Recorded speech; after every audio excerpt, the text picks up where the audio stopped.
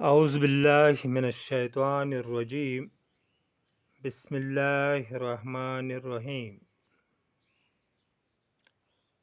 عزیز طلباء و طالبات، السلام علیکم ورحمۃ اللہ وبرکاتہ۔ آج کا ہمارا موضوع ہے ترکیبی نحوی۔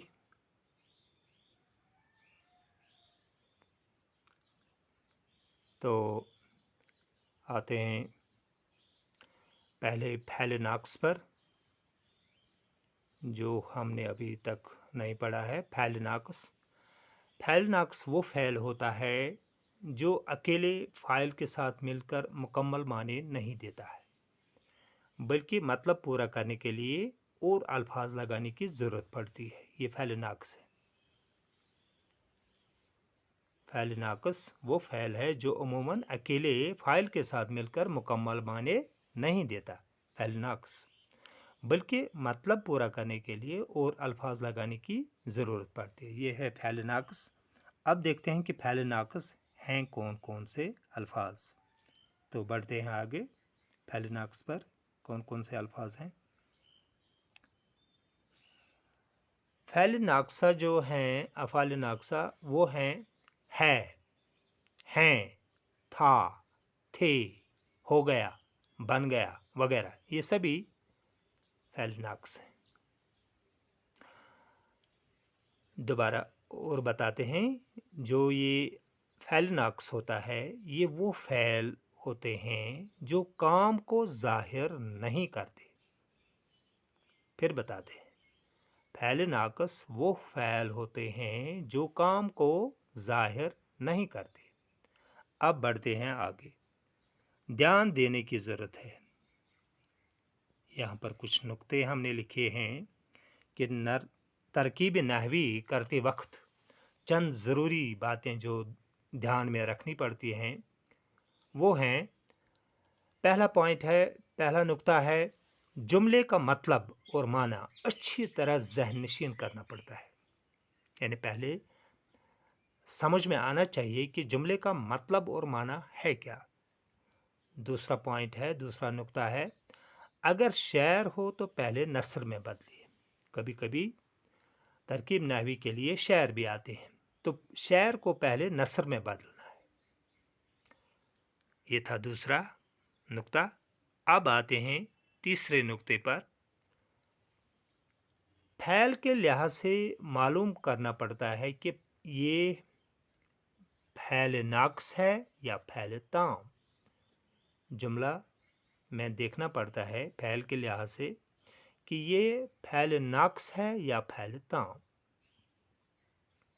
اوپر ہم نے بتایا کہ فعل ناقص وہ فعل ہے جس میں کوئی کام نہیں دکھایا گیا ہو۔ تو فعل تام جو ہوتا ہے اس میں کام دکھایا جاتا ہے۔ فعل تام،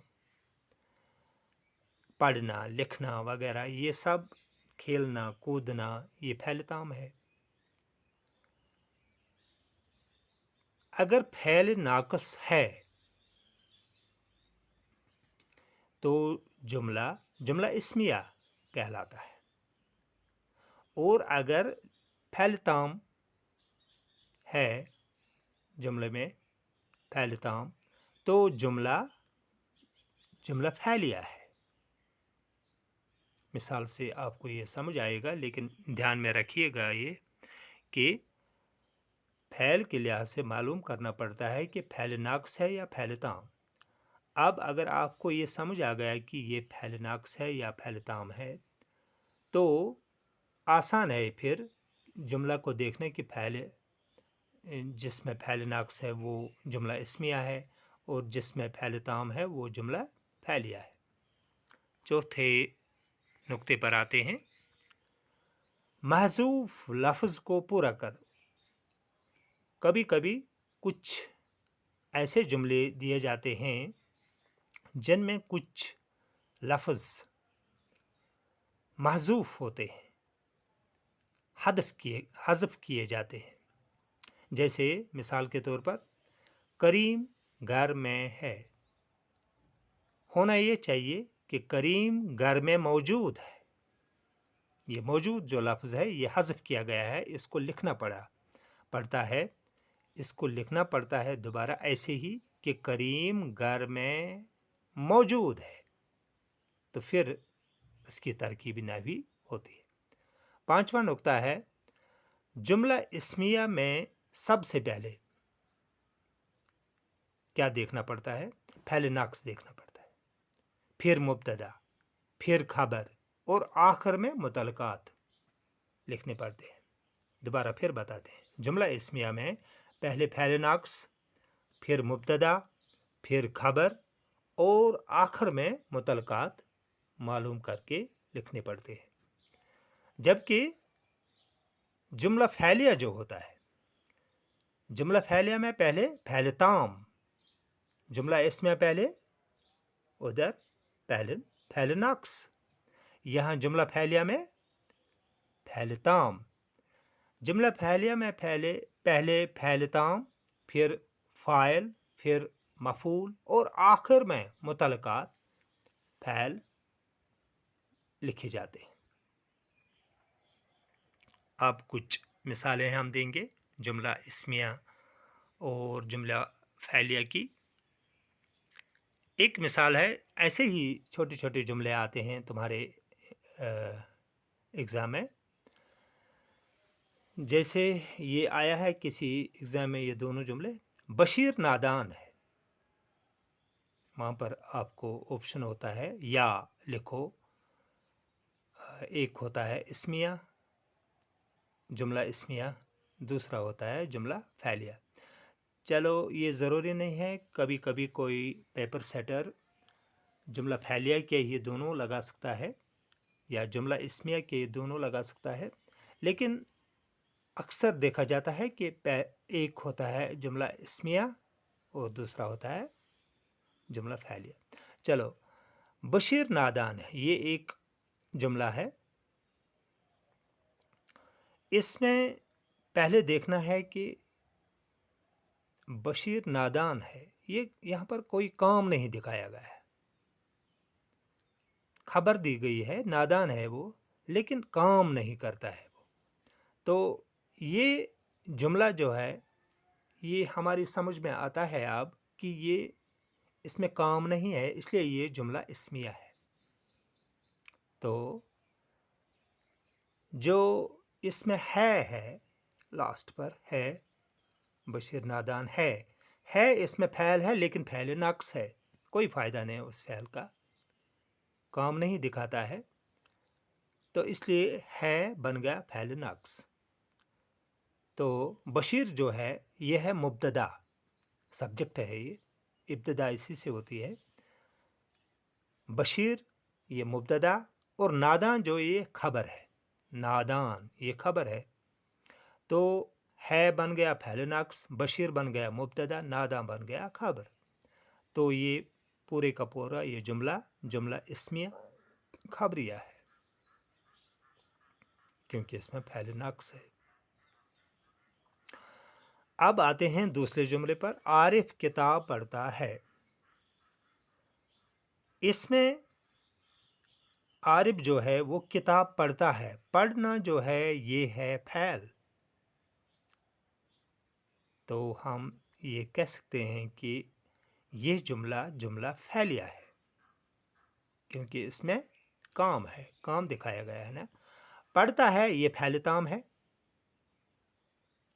اور عارف جو ہے یہ فاعل ہے، کام کرنے والا عارف ہے، تو مفعول عارف پڑھتا ہے کتاب کو، یعنی کام کس پر ہو رہا ہے؟ کتاب پر ہو رہا ہے، کتاب مفعول ہو گیا۔